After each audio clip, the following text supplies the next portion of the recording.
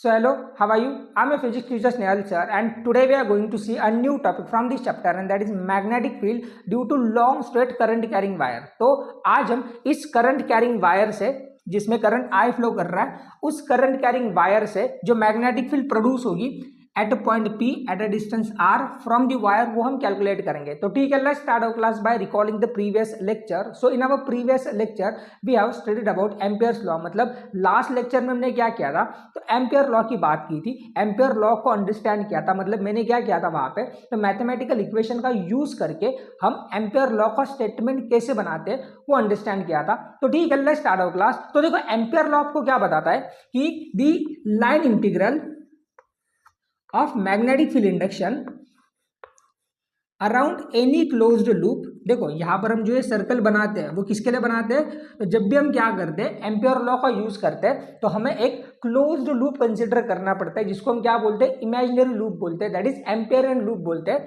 So the line integral of magnetic field induction around any closed loop is equal to mu zero times current.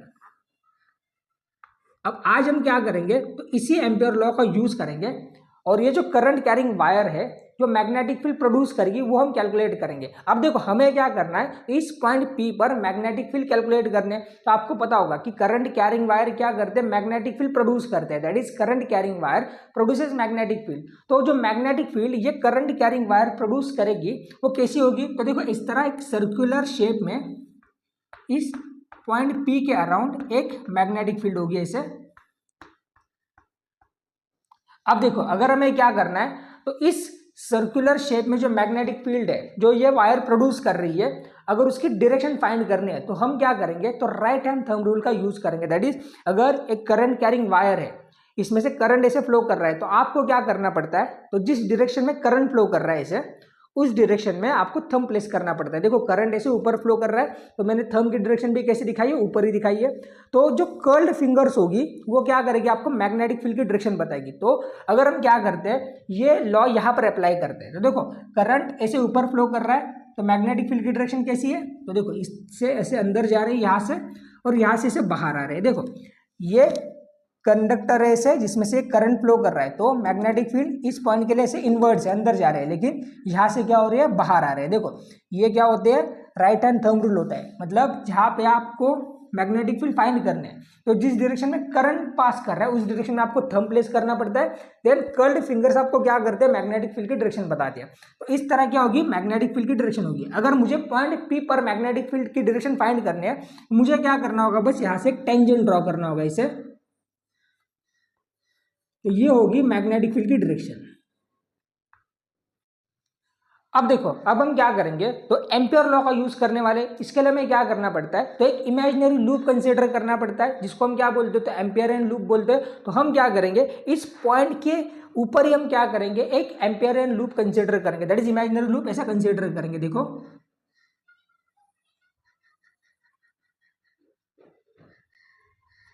अब यहाँ पे आपको क्या करना है, तो एक small length element DL consider करना पड़ता है. देखो यहाँ पे डीएल क्या होता है, तो जो लूप आपने कंसीडर किया है उसका एक स्मॉल लेंथ एलिमेंट होता है. तो हम क्या करेंगे, उसके लिए एक small length element DL consider करेंगे इसे.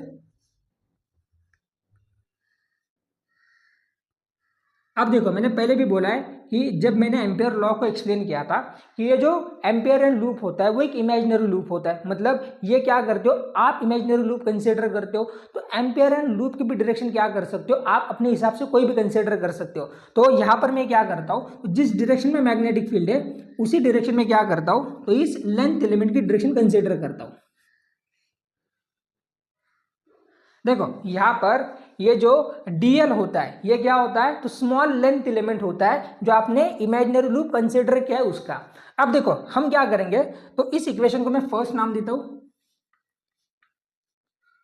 अब हम क्या करेंगे यहां से, तो ये एलएचएस कंसीडर करेंगे. मतलब ये line integral B dot DL consider करेंगे. अब ये क्या है, यहाँ पे ये डॉट प्रोडक्ट है.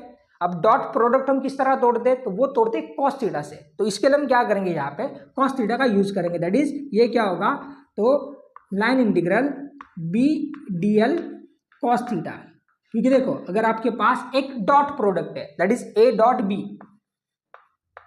That is A bar dot B bar, तो ये हम कैसे तोड़ते हैं, तो ये तोड़ते हैं हम ए बी कॉस थीटा से, और यहां पर ये थीटा ये कौन सा एंगल होता है, तो ये एंगल होता है ए और बी के बीच का एंगल होता है। अब सिमिलरली यहां पर भी ये थीटा ये कौन सा एंगल होगा, तो ये एंगल होगा बी और डीएल के बीच का, that is angle between magnetic field and length element के बीच का। अब देखो अभी मैंने आपको एक्सप्लेन किया है कि यहां पर हमने जिस डायरेक्शन में मैग्नेटिक फील्ड है उसी डायरेक्शन में क्या क्या है, लेंथ एलिमेंट कंसिडर किया है। मतलब अगर मैग्नेटिक फील्ड ऐसे है तो उसी डायरेक्शन में हमने क्या किया है, तो लेंथ एलिमेंट कंसिडर किया है। मतलब अगर दोनों की डायरेक्शन सेम ही ऐसे तो दोनों के बीच का एंगल कितना होता है, तो वो होता है 0 डिग्री, है ना। तो यहां पर थीटा कितना है, तो 0 डिग्री है, theta is equal to 0 degree. So cos theta कितना होगा, दैट इज कॉस 0, तो कॉस 0 होता है 1। मतलब यहां पे क्या बचेगा, तो बस इंटीग्रेशन ओवर डी डीएल। अब देखो यहां पर ये b ये क्या है, कांस्टेंट है, यूनिफॉर्म है। मतलब अगर हम इस सर्कुलर लूप की बात करते हैं तो इस लूप पर जो मैग्नेटिक फील्ड होगी वो क्या होगी, कांस्टेंट होगी, क्योंकि देखो वो जो सर्कुलर लूप है वो इक्वल डिस्टेंस पर है, that is r from the wire. तो इस सर्कुलर लूप पर जो मैग्नेटिक फील्ड होगी वो यूनिफॉर्म होगी, दैट इज कांस्टेंट होगी। तो यहाँ पर हम क्या करेंगे, कांस्टेंट को इंटीग्रेशन से बाहर लेंगे। मतलब यहाँ पे भी कांस्टेंट है, that is magnetic field constant है इस लूप पर, इसलिए हम क्या करेंगे, उसको इंटीग्रेशन से बाहर लेंगे। तो हमारे पास इक्वेशन क्या होगा, तो बी इंटीग्रेशन ओवर डीएल। अब देखो यहां पर हम ऐसा भी कंसिडर कर सकते हैं कि देखो हम यहाँ पे इंटीग्रेट कर रहे हैं विद रिस्पेक्ट टू डीएल, तो उसके लिए ये बी कांस्टेंट बन जाएगा और ये बाहर आ जाएगा। अब देखो इसके बराबर क्या होगा, तो लाइन इंटीग्रल बी डीएल।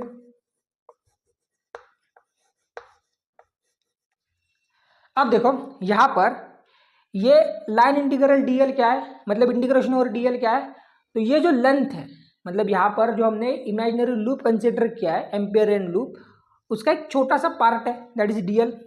मतलब अगर हम इस टोटल लेंथ की बात करेंगे तो टोटल लेंथ क्या होती है, मतलब अगर ये सर्कल का छोटा सा पार्ट है ना, ये सर्कल ही है ना, तो अगर ये सर्कल का छोटा सा पार्ट है तो ये जो सर्कल के छोटे छोटे पार्ट को आप जोड़ोगे बाद में डीएल डीएल डीएल करके, तो आपके पास एक कंप्लीट सर्कल आएगा।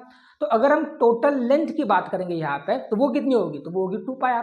तो यहाँ पर हम क्या कर सकते हैं, डायरेक्टली 2πr भी लिख सकते हैं, या फिर आप क्या कर सकते हैं यहाँ पे, तो b इसका इंटीग्रेशन क्या होगा, डीएल का इंटीग्रेशन होता है एल, सो एल, और इसके लिमिट्स का सब्स्टिट्यूट कर सकते हैं, तो 0 से 2πr। यहाँ पे r क्या है, तो उस लूप की रेडियस है।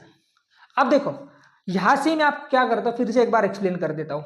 तो यहां पर क्या किया आपने, डीएल को तोड़ा है, मतलब इस लेंथ को डीएल में तोड़ा है।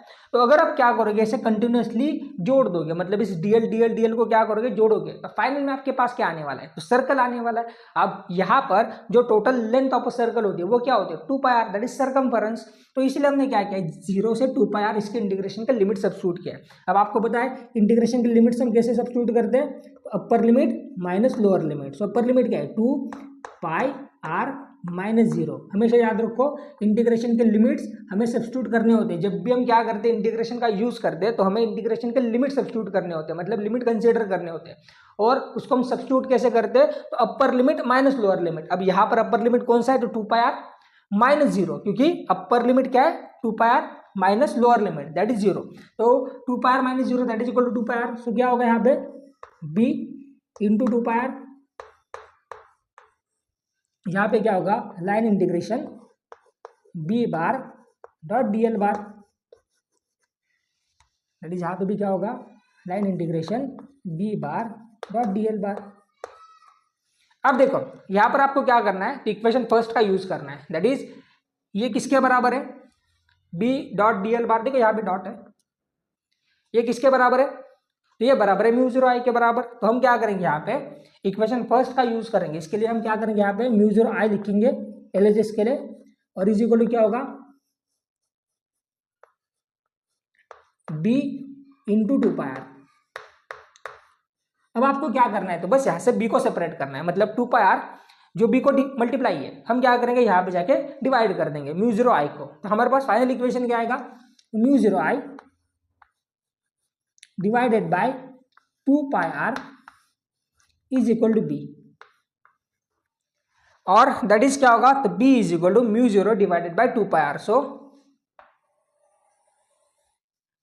b इज इक्वल टू क्या होगा, mu zero I divided by 2πr,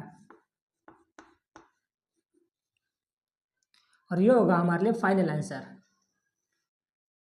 that is b is equal to mu zero I divided by 2πr। देखो आपको यहां से आगे जाना है।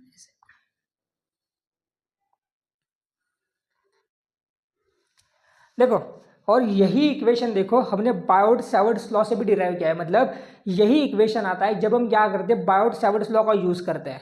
So this is for today. अगर आपको वीडियोस अच्छे लग रहे हैं तो प्लीज लाइक कर देना, चैनल को सब्सक्राइब कर देना, and thank you so much for your time.